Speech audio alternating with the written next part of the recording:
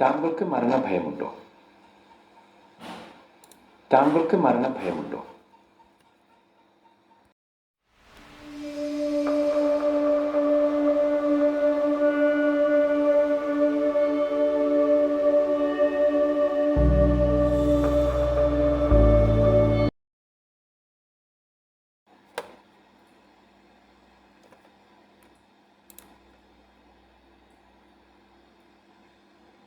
കൂമനായ ഞാൻ എൻ്റെ ഇണയുമായി ചാറ്റ് ചെയ്യുമ്പോൾ നിങ്ങൾ എന്തിന് ഭയപ്പെടണം?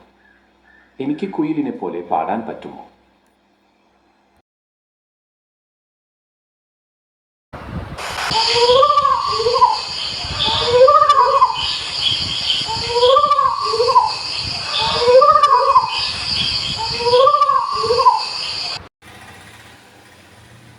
നാരായണ നാരായണ നാരായണ.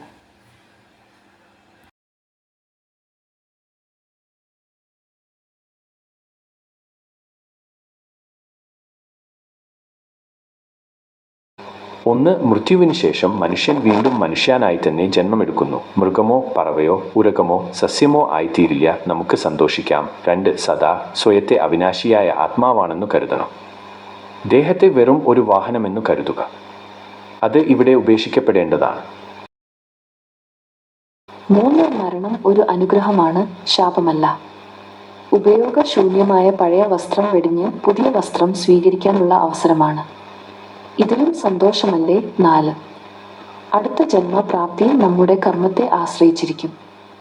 സത്വഗുണ പ്രധാനമായ കർമ്മങ്ങളാണ് ചെയ്തിരുന്നത് എങ്കിൽ തീർച്ചയായും ആഗ്രഹിക്കപ്പെട്ട ജന്മം ലഭിക്കും. ആസുരീയ വാസനകളാൽ മലിനമായ കർമ്മത്തിലധിഷ്ഠിതമായ ജീവിതമായിരുന്നു നയിച്ചിരുന്നതെങ്കിൽ കർമ്മ കണക്കു അനുഭവിച്ചേ തീരൂ. ഇപ്പോൾ അത് തിരുത്തുവാനുള്ള അവസരമാണ്.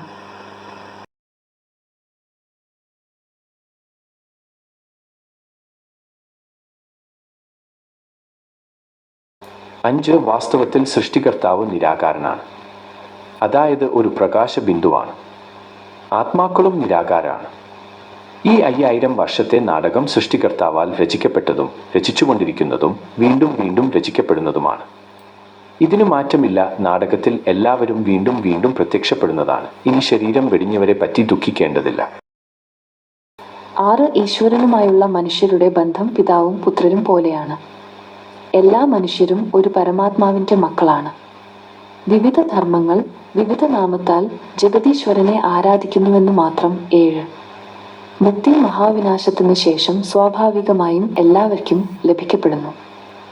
എന്നാൽ ഈ നാടകത്തിൽ നിന്ന് ആർക്കും വിട്ടുനിൽക്കാനാവില്ല, സ്വയം ഈശ്വരന് പോലും.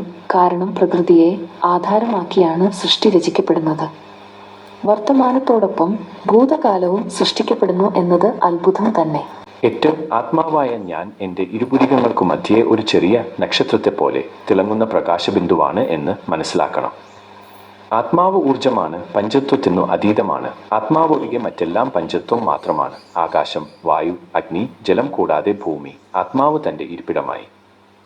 സിംഹാസനത്തിലിരുന്നു പരമാത്മാവായ ശിവനെ പ്രകാശബിന്ദു രൂപത്തിൽ അതിസ്നേഹത്തോടെ ഓർമ്മിക്കുമ്പോൾ ഇതാണ് ശരിയായ യോഗം. ആത്മാവിന് ശക്തി ലഭിക്കുന്നു. മരണശയ്യയിൽ ഈ സ്ഥിതിയിലിരുന്നാൽ എല്ലാ ഭയങ്ങളും വിട്ടുമാറും. വികർമ്മങ്ങൾ അഥവാ പാപകർമ്മങ്ങൾ ഭസ്മമാകും. ഈ ലോകത്തു പാപം ചെയ്യാത്ത ആരുമില്ല. നമ്മൾ ചെയ്ത പാപങ്ങൾ ജഗദീശ്വരനോട് ഏറ്റുപറഞ്ഞു ഹൃദയത്തിൽ നിന്നു മാപ്പു പറഞ്ഞാൽ പകുതി ഭാരം തലയിൽ നിന്ന് ഒഴിവാക്കാം. നമ്മൾ ദുഃഖം നൽകിയ വ്യക്തികളോടും മനസ്സുകൊണ്ട് മാപ്പിന് കേണു അപേക്ഷിക്കുക. അപ്പോൾ ആശ്വാസം ലഭിക്കും. ഈ രഹസ്യം മനസ്സിലാക്കുക. ചിലവില്ലാത്ത കാര്യമല്ലേ? ഒന്ന് പരിശ്രമിച്ചുകൂടെ? ഓം ശാന്തി. ഓം ശാന്തി. അർത്ഥം: ഞാൻ ശാന്തസ്വരൂപമായ ആത്മാവാണ്. ഈ സന്ദേശം എല്ലാ മലയാളി സഹോദരി സഹോദരന്മാർക്കും അയച്ചു ഭഗവാന്റെ അനുഗ്രഹത്തിന് പാത്രീഭൂതരാവുക. കൂടുതൽ വിവരങ്ങൾക്ക് അടുത്തുള്ള പ്രജാപിത ബ്രഹ്മകുമാരിസ് രാജയോഗ സെന്റർ സന്ദർശിക്കുക.